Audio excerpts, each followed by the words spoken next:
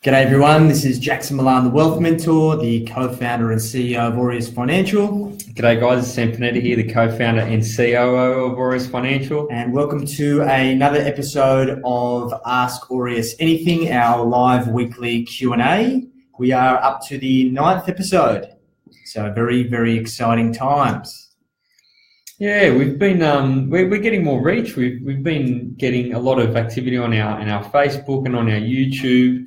We're going to get cranking with the Instagram over the next couple of weeks. So it's all working along. Hopefully we're adding value to everyone who's in the community. Yeah, I think we're at 930 members now. So let's break that 1,000. So feel free to invite your friends, family, network into the community. Hopefully we can add more value back to you guys. And of course, make sure that you reach out with your questions if there's any way that we can support. So, as a bit of an update, we've got a couple of things going on. We had our first evening workshop last night for small business owners, focusing on the areas of mapping out your plan, defining what type of business you're in, how to manufacture more value into your business, how to get clear on your goals. It was a good intimate turnout. We had some really interactive discussions, and hopefully those who attended got a lot of value out of it too. We've got our polls still running as well, so it looks like lifestyle planning is leading the chase, closely followed by beard growing for our next book that we're going to write about. So we're going to keep that running for the next couple of weeks. So those of you who haven't jumped on yet, please feel free to do so, and make sure you share your insights. Or, of course, if there's any other new topics that aren't featured there, feel free to add them, and we'll be sure to talk about them. Once again, big congrats to Matt Carossi, who was our this week's winner of Contributor of the Week for his fabulous questions last week. So he got free access to our Wealth 101 Academy, which is going to be launching soon, which is very exciting. So he'll be the first person in there, which is going to be fantastic. So those are the main things that I wanted to cover off before we dive into our questions that we've gathered throughout the week. Of course, if you've got questions, we prioritise the live ones, so post them up and we will answer them for you. General advice warning, guys, a bit of legal jargon. This is general advice only, not specific advice. So before you action it, make sure you talk to a professional.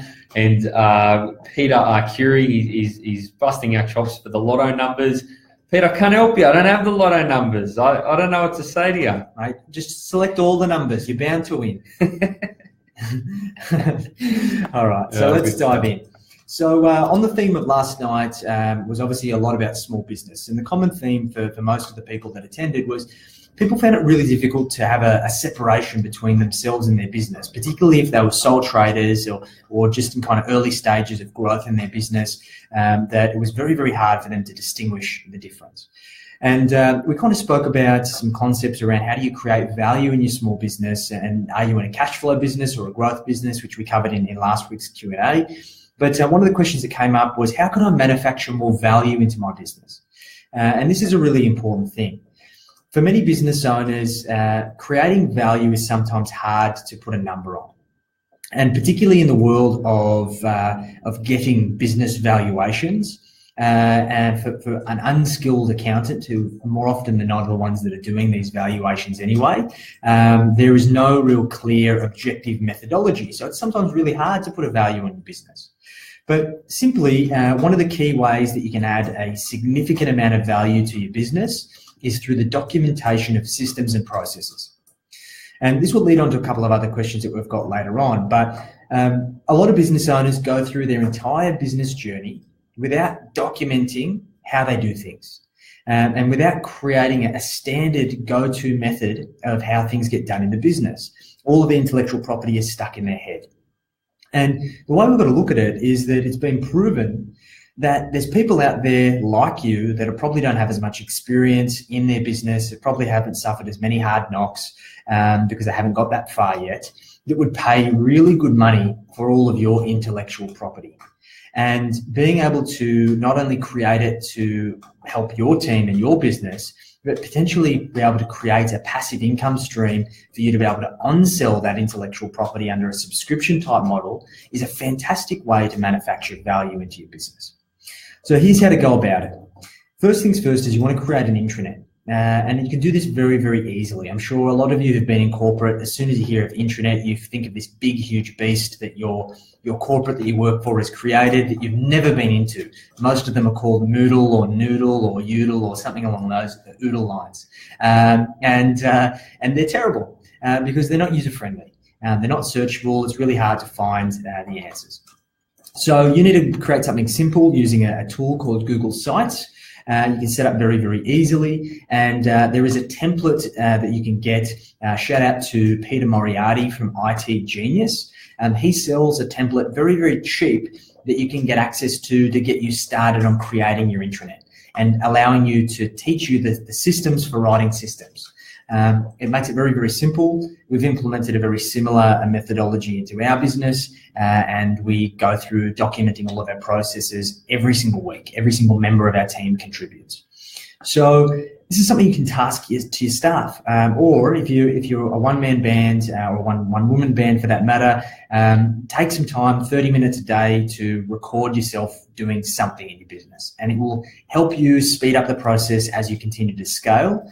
And it will create value in your business that adds a premium to, if you were to sell that on to somebody else, they have a manual that they can come in and basically pick up and charge forwards. There's some real famous examples of this. I think the most famous is probably McDonald's, right? So McDonald's has essentially, or arguably, the best systems and processes out of any business in the world. And it's shown because they can get someone who's never cooked anything before, someone who's never even worked before, think, a young 15-year-old kid, they can get them in there, they can train them for a day or for an evening, 4 hours, and then they're there being a fully functioning member of the team very quickly. And that's, they can recruit very quickly because of that, and they don't have high labor costs because of that, because they can essentially train anyone because they've built the systems and the processes. Now, you're not going to take it to the extent that McDonald's has taken it to, but imagine if you can recruit and you can train someone very, very quickly, you're going to be able to open up your market and bring more labor into the business. Exactly right. And it's really valuable. One of the things that our mentor, Dale Beaumont, told us is that you need to ask yourself, are you likely to repeat what it is that you're doing? And if the answer is yes, write a process for it. If the answer is no, if this is the only time that you're ever going to do anything, which in business it's pretty rare that a lot of our tasks are repeatable, then there's no point writing a process for it. But for everything else, you can. And Dale has gone down to the point of being able to teach his team even how to go and post a letter at the post office, how to use the coffee machine. He's gone down to that fine level because if he's asked the question, it's consuming much of his valuable time that he could be investing in other things. Same thing for us, same thing for you guys. Yeah, nearly all businesses can do this. There's heaps of ways to add value to a business, and this is probably one of the most universal ways to add value to any business. Yeah. All right. So I got asked today actually, so how do I find out how much my properties are worth? So there's heaps of different ways you can find out how much your properties are worth. You can get a real estate agent to come in and do an appraisal for you. You can probably ask a couple of estate agents. Most of them will do it for free. They'll come out to your home. They'll let you know a range of what they think the property's worth. You could pay a valuer to come out and do a formal valuation on the property, and they'll give you a very specific figure of what they think the property is worth. You could get your bank or your broker to have the property valued, and you'll get a very specific figure of what the property is worth. You could do a little bit of research on websites like realestate.com.au. We have a tool called RP Data, where we can essentially do the reports and get more information than you can get on realestate.com.au. We can find out the way properties are worth that way. There's also an even better way, which we have a system called My Prosperity that we use. It's a wealth dashboard. So it essentially tracks all your assets and liabilities in real time, and it tracks all your cash flow, so your income and your expenses in real time. This is good. It's a good system because once the system has your property information in there, as long as the data that feeds into the systems is being updated, which it is all the time in Australia. The value of your properties will continuously be updated depending on what the market movements are in the suburb and for that particular property in the suburb. And you can, log on any given day and find out instantly what your property is worth. So there's heaps of ways to go about it. Even better, it will actually be automated. So we set it up for all of our clients to get a wealth report on a quarterly basis. And that wealth report basically gives them a snapshot in a very quick email that they can read in a couple of seconds that says your wealth has increased by this amount in the last quarter. And the system is even smart enough to be able to do a projection based on historical averages of what your wealth should continue to look like as you continue to go along your wealth journey based on the portfolio you've created. Not only just for property, but for superannuation, for shares, all of these types of things were all thrown into the mix. And this is a common thing that most of our clients who do have a couple of properties and are trying to manage their wealth, is just really difficult. So the good thing is we've got software that allows us to do it for you. It does all of the heavy lifting and makes life really, really simple. So for those of you who aren't already working with us, if you want to get access to My Prosperity, we give access to it for free. So feel free to let us know. Happy to help you get it set up. And I think it's really important, I think it's really important to understand your assets, your liabilities, and your incoming and your outgoings. Essentially, understanding those four things is the base for getting ahead financially. Exactly right. Yeah, you need to know where you are to know where you're going. So keeping a finger on the pulse of all of your wealth is really, really important. Cool. Excellent stuff. This is an interesting one. This is a conversation I had with a client of mine earlier in the week. And he said, I'm on a roller coaster ride of cash flow in my business. Some months I have fantastic cash flow and some months I really struggle. And the main reason for this, he said, was because he obviously brings on clients in his business, but then once he brings them on, he's got to do the work. So his question was, what can I do to improve this? What's the answer? And I think this flows back into that first question about how do you build value into your business? And if you're in a business where you're trading time for money and you're constantly realizing that if you've got to go do the work for all these clients you've signed on, that the tap of revenue turns off until you've delivered that work, then there's some really key issues in your business. And this is synonymous with a business that has a lot of key person risk. What this also means is that if he wants to pack up and go overseas, the revenue in his business comes to a complete grinding halt. And I'm sure there's a lot of business owners out there that would suffer the same, that you are the one that is the technician in your business, you're the one delivering the outcome for your clients or for your customers. And unfortunately, that is limiting your potential. So the first way to get there, and as we've spoken about in previous Q&As, there's 4 stages of your journey in business. You start as a technician, you progress to a manager, you progress to a leader, and you progress to an entrepreneur. Now, obviously, everyone has different ambitions and interests in terms of how they want to progress through that journey. But the first jump is going from a technician to a manager. Now, first thing you got to do is you can't be a manager if you're constantly caught up being a technician. So you need to find out what are all of the duties, all of the things that you're doing on a day-to-day, week-to-week basis that are just not adding value, that are not income producing, that can be commoditized and outsourced. And it's about identifying all of those things and then finding a way that you can delegate them to either a contractor, a consultant, a staff member at a lower rate than what your time is worth. Now, the first question is, well, what's my time worth? So typically what I ask my clients to do is to come up with an exercise to say, how much would you ideally want to be earning, or what would you get paid for your level of expertise in the open market? Is it 75 grand? Is it 100 grand? Is it 150? Is it 200? Whatever that number is, work it out. Then work out the hours of a week that you're working. Is it 40, 50, 60? And essentially work out your annual earnings as a weekly amount, and then divide that by the number of hours that you're working, which now gives you an hourly rate. So let's say, for argument's sake, that hourly rate is $50 or $60, whatever it may be. For all of those hours that you're investing in those non-income producing tasks, that is essentially what that time is costing you. So you times whatever those hours are by your hourly rate that you've calculated. And then you've got to ask yourself, can you outsource those tasks to somebody cheaper than your hourly rate? And if so, do it. I did this a while ago, and I wrote about this in an ebook that we have on our website called Systemize Yourself to Success. And there was an exercise where I tried to do everything for myself, and I just ran out of time. I didn't have time to go and do all the things that I enjoyed, and I was just burnt out. And one of the things that I really loathe, and my partner Anna can attest to this, So I hate washing. I hate cleaning. I refuse to wash or clean another day in my life. It just will never happen. So every time I was going and taking a pile of washing into the washing machine, I had the shits. So I decided, stuff this. What's my hourly rate worth? For the amount of time I'm spending on the Sunday doing washing, is there a better way? And when I did the calculation, it was actually more cost effective for me to go take it to the laundromat and get them to do it, and spend that hour of my time doing something that I enjoy. So that's an example of how you can apply it. It doesn't necessarily mean it has to apply to the financials of your business. It can be for winning your life back too. Yeah, and I think a lot of businesses do that. So they market really hard, they generate a lot of business, and then they work hard on turning that business into dollars. So they drop the ball on marketing, and then they've got to turn back and do it again, and they've got to drum up the business again. And a lot of businesses suffer from this.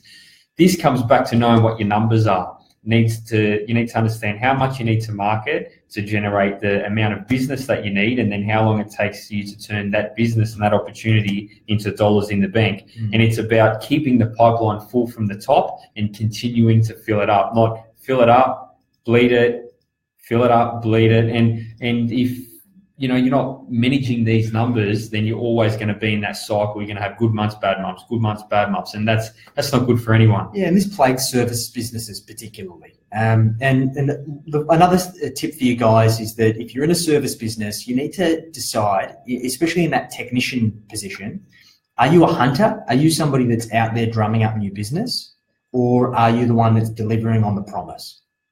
And typically when we first get started, we're doing both. And in this case, particularly for this client, that's the problem, that you're trying to be a hunter and bring new clients in, but you're also trying to deliver on the promise as well. And there's only so many hours in the day. So because you're diluting yourself across both, they require very different skill sets. So you've got to find which one of those things makes you feel, more fulfilled. Are you more fulfilled by bringing the clients on, or you're more fulfilled by delivering on the outcomes? And just stick to what you do best and bring someone else in that's able to do the other part of the equation. Otherwise, you're just spreading yourself too thin. Big answer, but good answer. All right, so I get this one all the time. We get this at least once a week. Our clients have come to us this week. They've gone, I've blown a hole in my budget. What should I do next? So you're always going to stuff up sometimes. You're going to overspend. You're going to go shopping, and you're going to buy things that you didn't want to buy. You see a piece of jewelry, or something's going to go on. The car's going to break, and you're going to overspend. All right. A once-off, assuming that the hole's not too big, isn't going to ruin you financially. If you're doing this every single month, you're going to go broke. If you spend more than you earn every month for 12 months, you're going to end up with a heap of personal debts and credit cards and personal loans, and you're going to be in trouble at that point. So once off, I don't mind it. What you should do, if you do blow a hole in your budget, you should regather and then not do it again the following month. And that's really all you can do. Once you've done the damage and spent the cash, there's not a lot you can do to get it back. Exceptions make bad rules. What we like to do with our clients' budgeting is that we don't like to hit our clients with a stick when they fall off the wagon. It's just, things happen, life happens. I'm a spender too, so I understand. And I've had to implement strategies to protect myself from myself. And for people who aren't regimented like Sam in terms of sticking to a budget and being able to always maintain a good surplus and not succumb to the bright lights of the nice things that are out there, then you need to ensure that you have accountability to something. Accountability is typically, when it comes to budgeting, is to three things. Accountability to yourself or your significant other, accountability to the structure that you've put in place for you to run your banking, so typically segmenting your fixed from discretional spending, and accountability to a third party, an advisor, a mentor, a coach. If having those three things in place allows you to, over time, break those habits. You need to understand that willpower, and this is coming down to willpower, this is the ability to defer gratification, is a muscle. And if we don't exercise it, we can't expect it to work. So therefore, we need to start small. And typically when you get started in this, the first course of action is coming to terms with the fact of your reality, the reality that you've stuffed up, that you've done something wrong. Accepting it, not making excuses for it. So I did it because I wanted to. and then making the decision that you're going to change. And small degrees of change over time can have a profound impact on the grand scheme of things, but it's best not to make excuses. We've been on about this all the time about having a budget, but the thing is, it's the core of creating wealth. If you can't save money every month, then you're never going to get ahead. Do you know what I mean? If you're always spending everything you earn or everything you earn plus some, then you are always going to struggle with your money. So while it's something that we're always talking about, it's because it's so important. It is, yeah. And this is what we refer to as financial battle, where you're at a deficit. Your aim is to get to financial comfort, where you're at a break even, and then we start working towards getting to a point of profit or getting to financial growth. You've got to take this in steps. We can't expect to just kind of turn the tides completely and go from battle to shooting the lights out. It just doesn't happen that way. It's got to be gradual. So hold yourself accountable. Don't be too hard on yourself. You just got to take the right steps. This is a question we got last night, which was a really interesting one. I haven't had this question in a long time, but it's interesting to see that these questions are starting to come around, given that people are starting to observe that the share market's been doing some phenomenal things. And we'll talk about this in a little bit of detail. But the question is, can I borrow to buy shares, and is it a good idea? So how I answered this question last night in our workshop was that this used to be extremely popular prior to the global financial crisis. So if we rewind and go back prior to the financial crisis, share markets were doing double-digit returns, 20% returns every year. And if you weren't getting 20% returns, you were complaining. And because of this, people were utilizing a lot of leverage in order to get access and exposure to the markets. Either because their friends were doing it or they were advised to do it. There were a lot of cowboys at that time, which hopefully the industry has been cleaned up a lot more since then. But in any case, the issue with this facility called margin lending, which is how you utilize debt secured against the shares to go and magnify your position to be able to buy and to get more exposure, is very similar to how you would go about buying an investment property or a property at all for that matter. The only difference is that unlike property, where if the property price does fall, the bank typically does not have the ability to do what's called a margin call, basically knocking on the door and saying, hey, you've got to sell this property or you've got to give us cash to get the loan to value ratio back to a comfortable position. Conversely, margin loans have that issue. And what it basically means is in the instance of having a flash crash, which it's synonymous with the share market. It happens 1 in every 4 years, and it has done for over 95 years. But there's been 1 in 4 years where there's some type of correction or recession that it can put you in a precarious position where you need to basically adjust and realign that loan to value ratio to being at least 70%. So for example, if you've got a $100,000 share portfolio and a $70,000 debt towards that, then if this portfolio falls, they want you to get those percentages back. And the only way you can do that is either to contribute cash or sell down the portfolio. The issue with that is that we know that through share volatility, wherever there is a crash, it's typically followed by a steep recovery. So go and pull up a graph of the US share market between the years of 2007 and now, and have a look at what happened. We saw the market crash substantially, but then we saw it have a very steep and sharp recovery.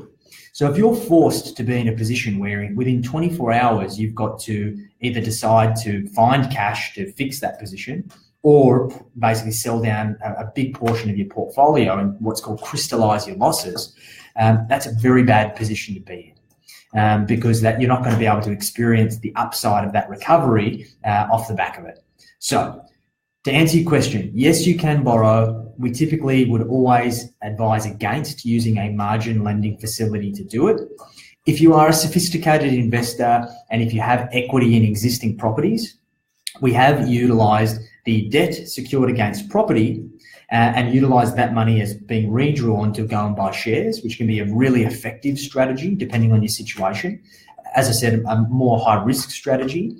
But not only does it alleviate the risks of getting margin called, given that you're now secured against the property, It also has a significantly lower interest rate as well, meaning that you don't have to take as much risk in the shares that you buy to make it worthwhile. So to answer your question, you can do it. I wouldn't advocate margin lending. It's just too risky. We've never recommended one for our clients in my entire career. And if you do want to go about it the other way, if you've got equity in a property, we can talk about it, but it is a more sophisticated strategy. And it's funny that people are starting to pay attention to the share market again now. And I noticed even on that poll that we're running on the Wealth Mentor website, one of the topics that we're going to talk about is property investment.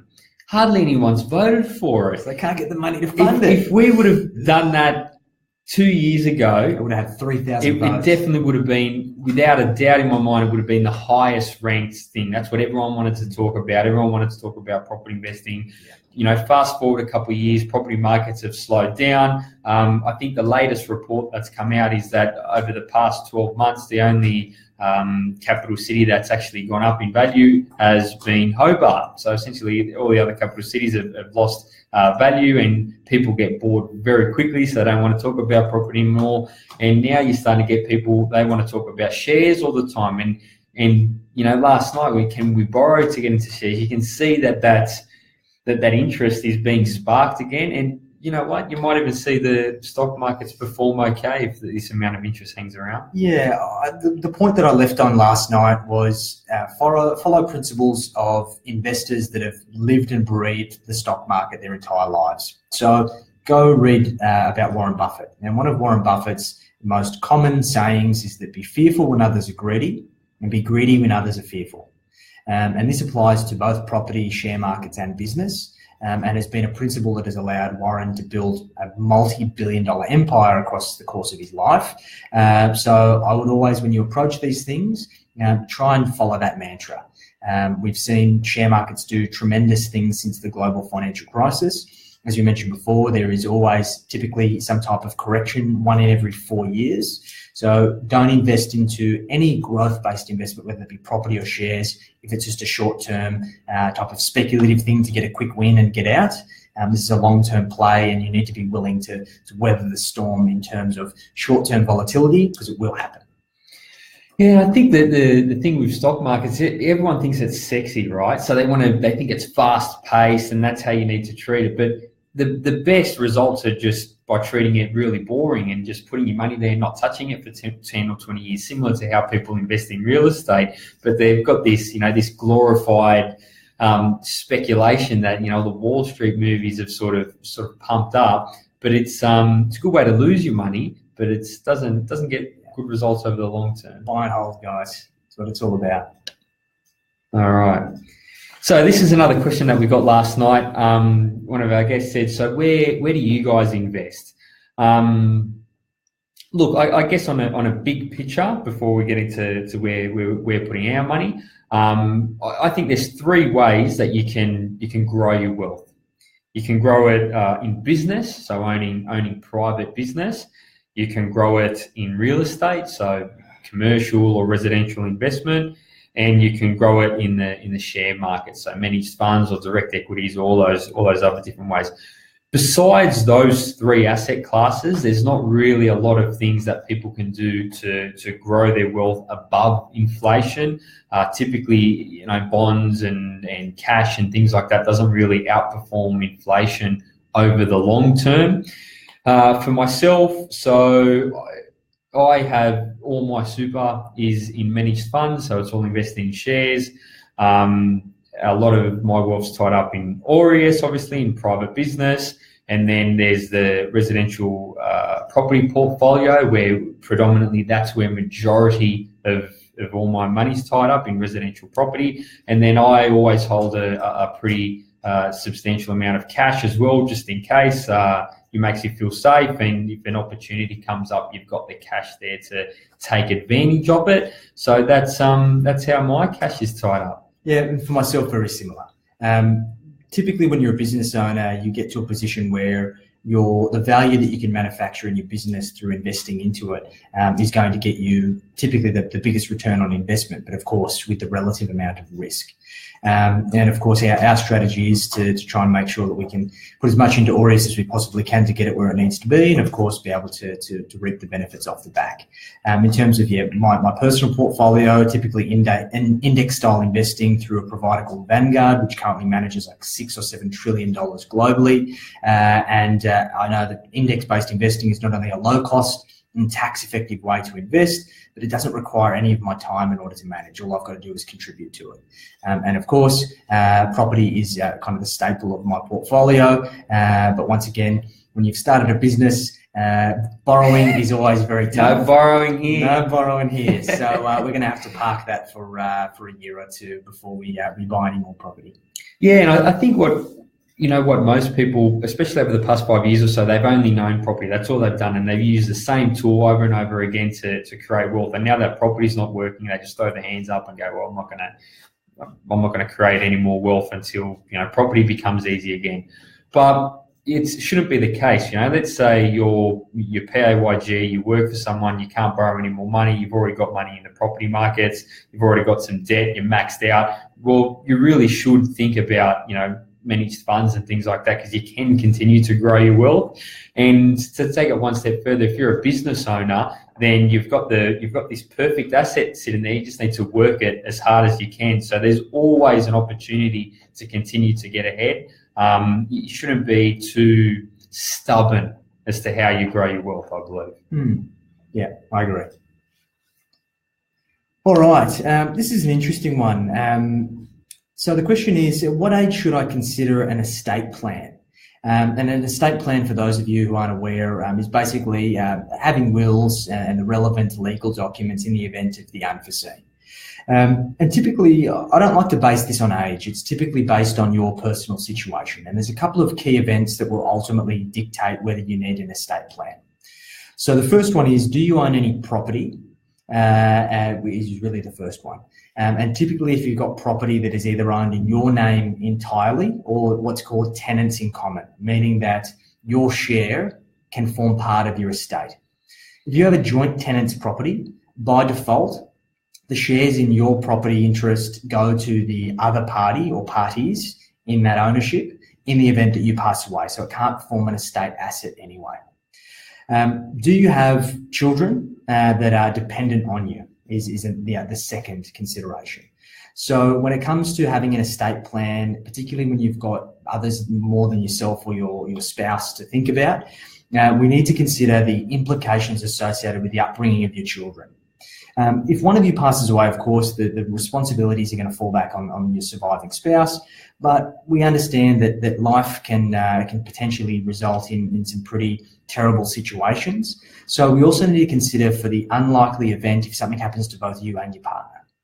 And particularly if you've got young children, we want to ensure that not only are your wishes in terms of their upbringing clearly documented, but any money that you leave to them in the form of your estate, assets, insurances or the like, is managed on their behalf until they're old enough to make their own decisions. And do you run a business is really the third one. If you're a business owner, particularly if you've raised capital or you have business partners, it's very important that you factor this into your estate plan as well. So it doesn't matter how old you are. You could be in a position where you haven't ticked any of those things. And typically you can still benefit from having a will, but it is generally a lot more simple and would typically only cost you a couple of $100 to get done. In the scenarios where you've ticked one or more of those options, your cost to get a proper estate plan done is a bit more expensive, but I can't stress how important it is. I know from first-hand experience, my father passed away over 12 months ago, February last year. I'm still dealing with his estate. And his estate was not significant by any stretch of the imagination. It was a really, really modest estate, but still people threw their hands up to try and challenge, and we've incurred nearly close to $100,000 in legal fees just to try and get us to this point. So I can't stress enough the importance of having a solid estate plan that's written by an estate planning specialist who can guide you through all of the complexities that can arise and ensure that you're given the right advice. This is a service that we facilitate through our in-house lawyers at Aureus, and we'll guide you through an instruction sheet, document your wishes, and ensure that you're given the right guidance. So yeah, make sure, just explore it. Even if you don't need an estate plan, we'll be the first ones to tell you. And it can be as simple as even just having a beneficiary nomination on your super. If your super and the insurance within it is in fact your biggest asset right now, then with a simple one-page document with a couple of signatures, it's done. There's your estate plan. So if you need help with that, just let us know. Yeah, and this is something that I think most people find really easy to ignore. But it's to your own detriment, because unless you've seen it firsthand what not having this in place can do and the amount of stress it can cause, then you don't really understand the importance of having it done. To me, it's just a no-brainer. Yeah, do you know what I mean? It's a really difficult thing to think about. And look, there's been a lot of our clients, I'd say 9 out of 10 of our clients that come to us don't have an estate plan, or their estate plan is insufficient or inadequate for their needs. And of course, it's a terrible conversation to have, but it's even a worse conversation to have if you don't have one and you need it. I know firsthand what the impacts are of not having a good estate plan done in the context of my family, which even further, I guess, makes me passionate to ensure that everyone has the right advice so they don't have to go through these situations, particularly when they've just lost loved ones.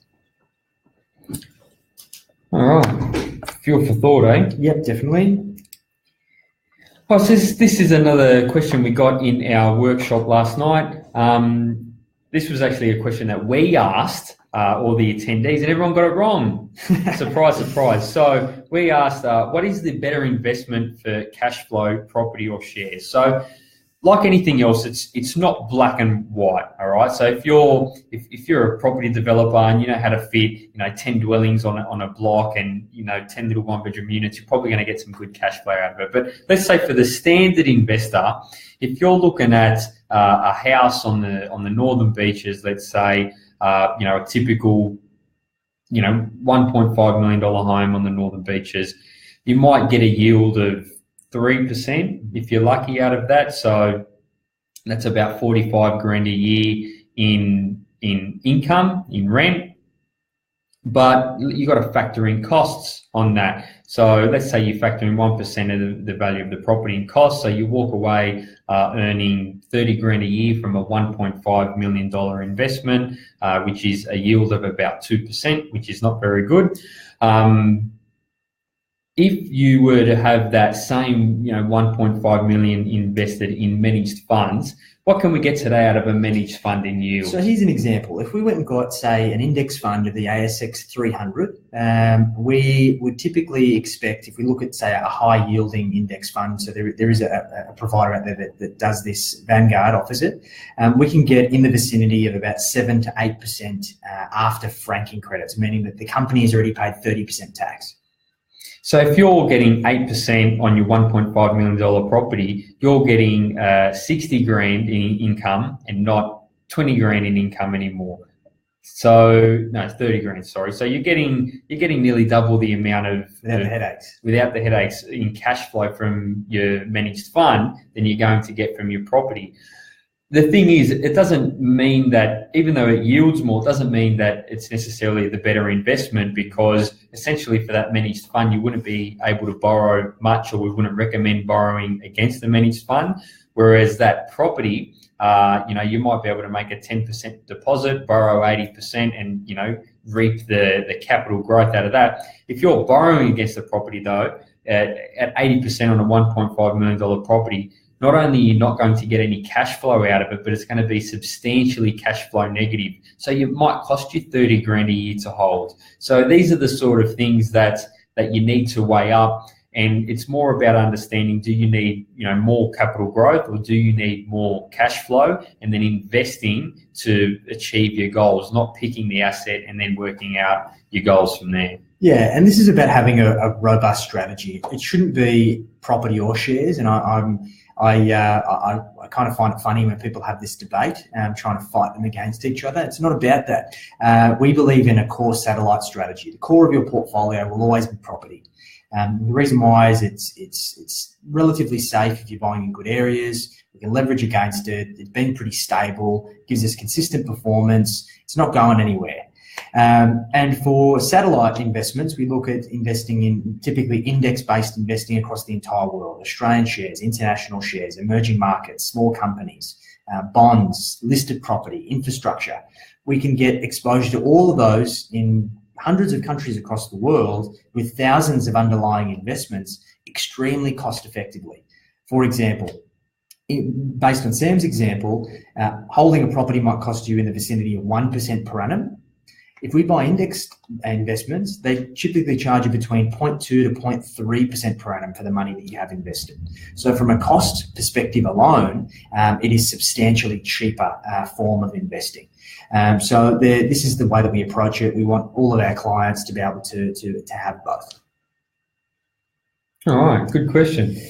All right, next question is, how do I write a business plan? Now, this is another one that came from last night. Now, when we asked the room, we asked everyone who had a business plan or who had written a business plan. Most of the people in the room had said no. They had a crack at it, never got it done. It essentially was just something that was on the list of things to do, and then life and business got in the way. So how do you write a business plan? It's a very good question because it is a very daunting task. Particularly if you're looking to raise capital. And Sam and I went through this exercise of writing not only a business plan, but what's called an information memorandum, which is a very extensive and well thought out and robust document for the purposes of taking to investors. It can be a very time consuming process. From start to finish, it took Sam and I probably about 3 months. But for an average business, it's really your roadmap. It is really about getting all the ideas that you have in your head down onto a page and utilize that as a sounding board for you to refine what it is that you're going to do. So you can get a template either online, small business, so I think business.gov.au has templates. They're more operationally focused, not so much strategically, which is a little bit of an oversight in my opinion. And of course, we're happy to share with you our template that we use for ourselves and for our clients. And the aspects of your business plan should really be about the overall opportunity, so a macro analysis, understanding your competitors, the market, your ideal customer, your price points, all of these things that allow you to tailor your solution to the market. Your strategy, how you plan to go to market, how you plan to generate revenue, win clients, bank revenue, be profitable and achieve your objectives. The operational aspect, what does your team look like? What does it cost? What's the rollout? What are the investment that you require in order to get your idea up and running and keep it running? And then typically the financial aspect. What does the profit and loss and balance sheet look like over the first 12, 24, 36 months of you being in business? And typically we want to look at 3 scenarios. We want to look at a good scenario, a better scenario, and a best scenario. Because the last thing we want to do is go into a profit and loss, a cash flow projection, and just sugarcoat it and fall flat on our face when the harsh reality hits us. So this is typically the way that we go about it. If you do it properly, invest a couple of hours a week going through it. It's not that hard of an exercise. It's just about having the structure first and just knowing what you need to do.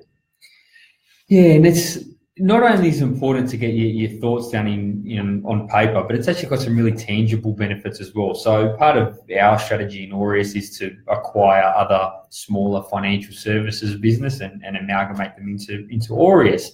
So today I was doing some research on this business that we're looking at, and I was thinking back to a couple of months ago. I was thinking, man, where were all this research that we've done and all these figures that I could test the acquisition against? So I went back into the business plan, and surprise, surprise, it was all there. We'd already done all the work. We'd already done all the research, and I hadn't looked at it for a couple of months. So they pulled that out, saved myself a half a day worth of research because we already had it there. And further to that, every time that it's a dynamic document, so every time we're going to get new investment or we're meeting a new investor, we go through, we can update the business plan. The bulk of it's already done. Bring it up to scratch over the past few months, change little bits and pieces, and you've got a document there where you can explain to anyone, you can articulate to anyone where the business has been, what the business is doing now, and what the business is doing into the future. And it's very important. I think you need a business plan. Definitely. It gives you direction. It helps you make informed and educated decisions when it comes to, for example, like what we're doing, making an acquisition. We can run the numbers past what this business opportunity is and does it fit in line with our plan? If yes, let's proceed. If not, we'll throw that one in the bin. And it ensures that you're not having to waste time constantly thinking about what you do next. So that's a very important part of the exercise. Well, how does someone know, right? How does someone know if their business is doing well or not if they don't have anything to market against?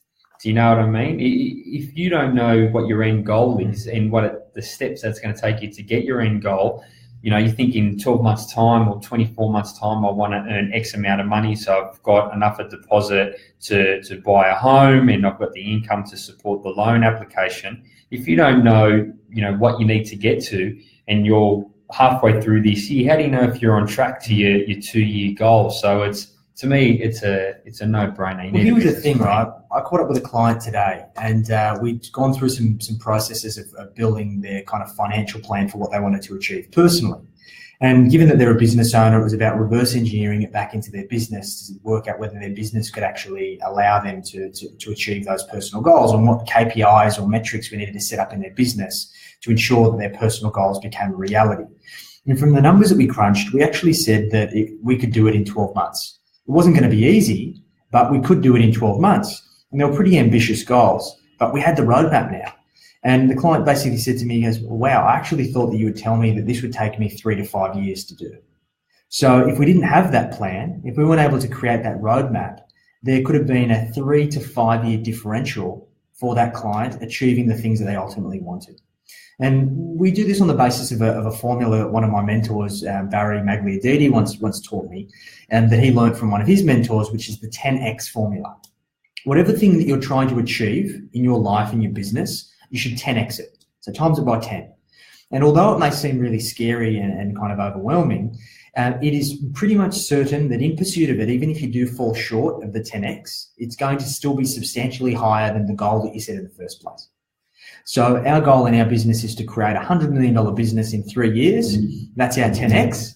We're going to try very, very hard to get there. But I know that if we didn't have that goal and we set a more conservative goal, we would be less likely to achieve above and beyond it than if we go for and shoot for the stars. There you go. There you go. All right, I guess this goes into the next question. It come off the back of the workshop that we hosted last night for our guests. They said, you guys often talk about starting with the end goal in mind, and why is that so important? So I get this question, right? Because it seems like a bit of woo, a bit of, fugazi. It's all a little bit make-believe, but especially being in financial services, because people want to come to us, they want us to say, put your money here, invest here, do this, do that, and push them on their merry way. But it's just not that easy. You need to think for, let's say the numerous amount of people that we've worked with, they've all had different goals. They've all had different things that they wanted to achieve. Do you think that the same strategies or the same investments or the same plans or any of these financial things would apply to one person the same as it would apply to the next?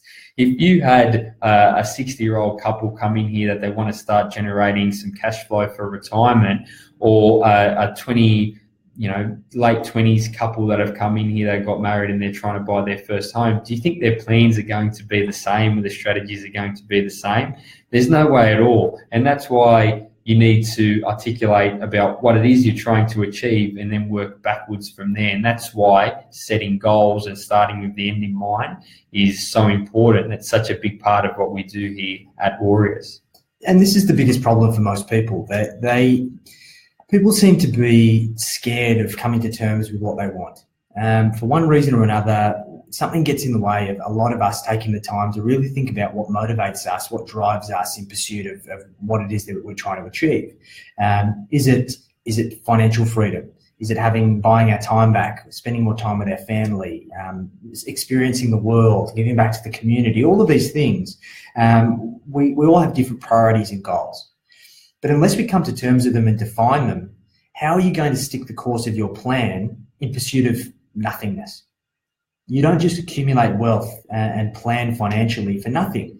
And I'm sure you've all experienced a time in your life where you didn't have any goals or direction and you just live to the means that you have available. And look, sure, for some of us, that may be fine. But I know certainly for myself and for Sam, we have bigger things that we want to achieve in our lives, which require us to carefully plan and commit resources in pursuit of those things. Because, of course, the longer that we leave it to the ultimate goal want to come to fruition, the harder it's going to be and the harder we're going to have to work to achieve it. The longer we can leave it, the more that we can contribute, the more that we can allow compounding to work its magic, the easier the ultimate goal becomes. So this is the importance of having the end goal in mind.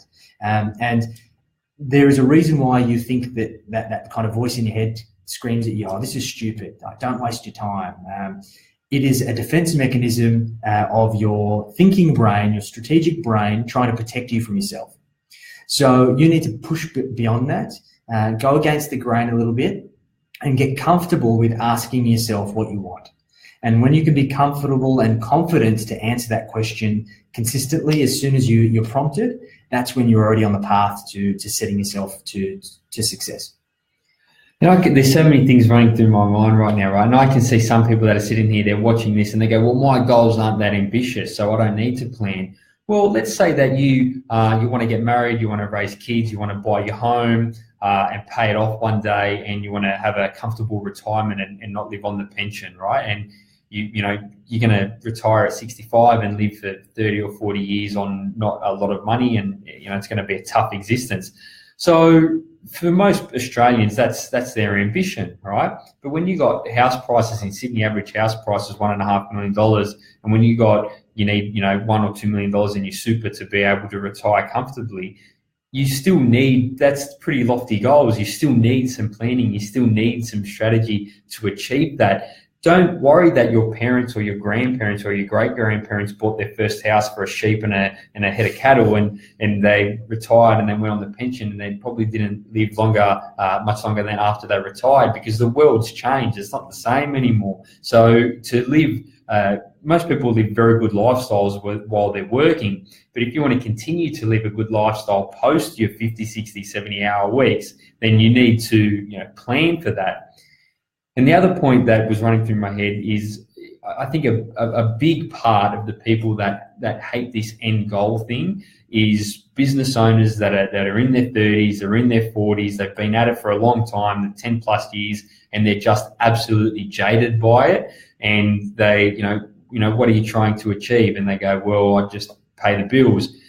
You picture trying to just pay the bills for 10, 20 or 30 years, it's going to get really boring. So you need something to, you know, to pep you up, and you need to, even though it might be painful initially, you need to be able to sit there and think, all right, what am I actually trying to achieve here? Because no one on earth is, you know, in their 20s, ambitious as they're going to become a business owner, and they never started off with the end goal in mind. Well, I'm just going to survive and pay my bills. Yeah. No one wanted to do that. Everyone had bigger ideas in life. Yeah.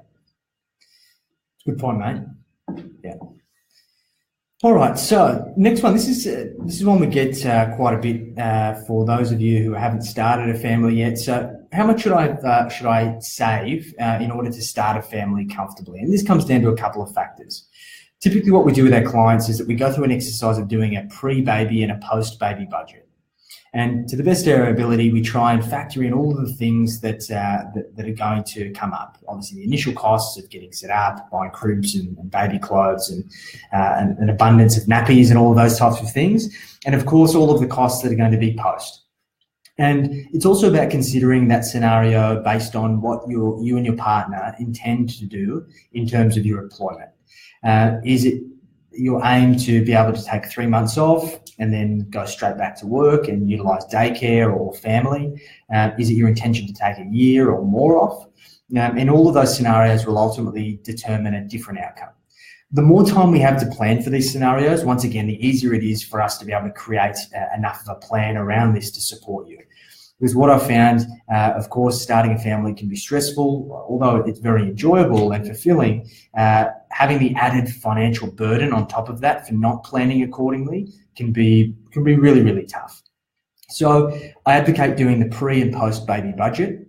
and understanding based on the amount of time that you plan to be on a single income or on a partial income, factoring in all of those new costs, what does that mean for you in terms of your deficit? Do you have enough income to be able to do that comfortably? And further to that, do you have enough income to be able to do that comfortably and still work towards your goals, whether that be buying a home, paying off your debts, your home loan, building wealth, going on holidays, all those nice things. Those things shouldn't stop just because you're starting a family. And therefore, what is the gap and how are you going to bridge it? Either through savings or potentially considering that you have to go back to work sooner than you would have expected. So all of these things are really food for thought. It's all, once again, about planning. It's scenario analysis. It's very, very basic. And it's just about bringing it back down to the cash flow. What does that mean for your cash flow? And how can we kind of buffer against the shortfall if there is one? Good advice, mate, especially if you're going to have a dozen kids like me. You need to plan for that. You can have all the kids, mate. I'll stick with my dogs then. All right, very good. So this is one, I get this all the time. I'm concerned that my credit score is going to stop me from getting a home loan to buy a property. How can I check? Look, to start, most people shouldn't be too concerned about their credit score. Most people's credit score are actually pretty good. It's the only time that your credit score gets really ravaged is when you've defaulted on some debts or you haven't made payments on your bills or something like that. If you're just living your life and not taking out payday loans or not defaulting on any of your debts, then your credit score is probably going to be pretty good. We use a system called Beta Check, and we do it with all our clients that we do lending for. We have to do it as part of the process. We pay a subscription fee, but I'm pretty sure that there's some free services out there. You can just Google it, credit check, free credit check, and that will allow you to run a credit check on yourself. Look, if you are concerned, you can always flick it by me. Flick me an email. I'll get you to sign something, and I'm more than happy to have a look at it for you and let you know if it's gonna hinder your ability to get a loan. If you don't want to talk to me, then just jump on one of these free ones and you can have a look yourself. You're probably not going to understand what you're reading, but that's the best way to check at home on your own. Yeah, in any case, we've had clients that have had some, obviously in their younger days, done some silly things, defaulted on some small debts. And in the grand scheme of things, as long as they can show the track history that they've changed their ways, they're paying their bills now, they're on top of their finances, they've got some responsibility, they've saved a deposit. Typically, those things go a long way in proving to the bank that your credit score is only a very small part of the equation. It is not the be-all and end-all of the scenario. So once again, it's always best to get a good mortgage broker to assist you. If there's anything that's kind of tricky like that, going directly to the bank is not always the best option, given that if you're dealing with a teller or a kind of a junior lender, they're not going to have the nous to be able to advise you accordingly in that scenario. Typically, they're just told, no, too hard, see you later. So once again, if you've got a bad credit rating, try and avoid getting lots of hits on your credit file. So it's always best just to go straight to a good quality broker, like our friend, the bearded warrior here, and he'll sort you out. This brings back a memory. A couple of years ago, we had Jackson and I had this mutual client. They came to us. They'd run into some financial trouble a couple of years ago, and they came to us. They said, "Look, we might have run into financial struggle years ago. We're doing okay now. Can you run a credit check and let us know if it's going to hinder our ability to get a loan?" So I ran the credit check, and it would, right? It was the trouble that they got themselves into was large enough and soon enough, so it was only a couple of years old, that it was going to hinder their ability to get a loan with a major lender. We could still get a loan, albeit a little bit more expensive, with a smaller specialist lender. However, that you're going to pay the higher interest rate and higher fees and things like that. So our client obviously wanted to go get a second opinion on that, so went straight to the bank, to one of the big four, and this particular banker said, "Oh, mate, of course I can get you the home loan." Yeah, but he said, "Look at my credit score." He goes, "That's fine. We'll still be able to get you the home loan." So submitted, against our advice, submitted an application to the bank for a home loan. got declined and made his credit score even worse. So you need to take advice on this from someone who's actually qualified to give the advice, someone who really understands lending in and out. Your average punter at the bank's probably not going to understand it. He would have saved himself a lot of heartache if he'd just taken the correct advice. Important one. All right, that is our Ask Aureus Anything live Q&A for the week. Thanks for all of you that tuned in. If you've got any questions throughout the week, please feel free to post them up in the community, flick us an email, shoot us a private message, and we'll be sure to chuck it on the list for next week. And we will catch you same place, same time. See yous. Catch you later.